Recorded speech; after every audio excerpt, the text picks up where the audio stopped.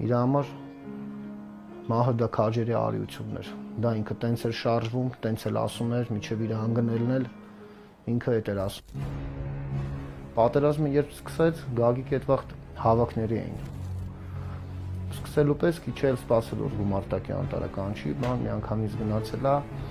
ու մտել անմիջական մարտի մեջ։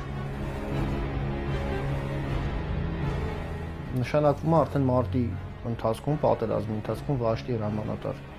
Մի քանի հատվածներում շատ կարևոր ճեղքումներ, կարում է Գագիկը կանգնացնի իր անձնակազմով ու իր պրոֆեսիոնալ sense ասած գործի մոտեցմանը, իր կատարած քողարկումները,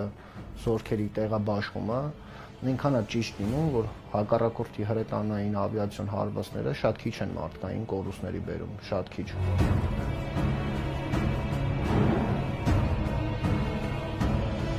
Կրակի տակից տենում է մեր սպայերից մեկի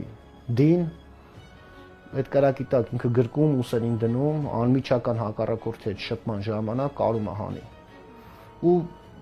էլի կան նստում էր նեյտրալ կա, մեր տղեկի մարմինները բերում էր։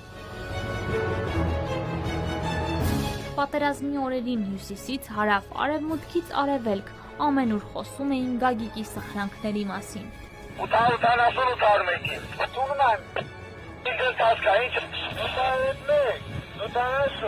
Խնդում էր այդ խառավաղ, որ Գագոյի զորքը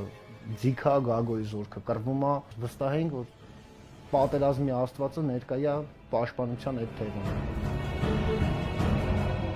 Հոկտեմբերի 14-ին Գագիկը երկրորդ անգամ վիրավորվում է թիկունքից, ինչպես եւ կանխագուշակել էր։ Մարտի ընթացքում էլ ինքը մի քանի անգամ ասել է էլի, որ ես միջև վերջ չեմ մնալու, եթե ինձ խփեն էլ մեջքից են խփելու, դա տենց էլ եղավ։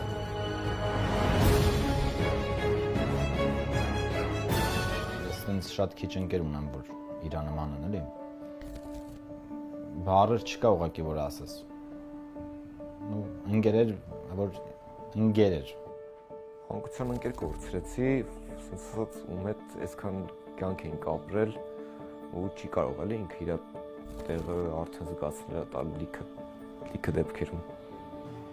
Ես կորցրեցի իմ հարազատ աղբորը, ես կորցրեցի իմ կյանքի այն ամենալավ մասը, որ ես պատիվ եմ ունեցել իր հետ ապրելու, իր հետ շփվելու, իր հետ կորան իմ նպատակները։ Ինչ փոխեց, չփոխեց, բայց իմ թևերը կոտրեց, մեր մեջքը կոտրեց։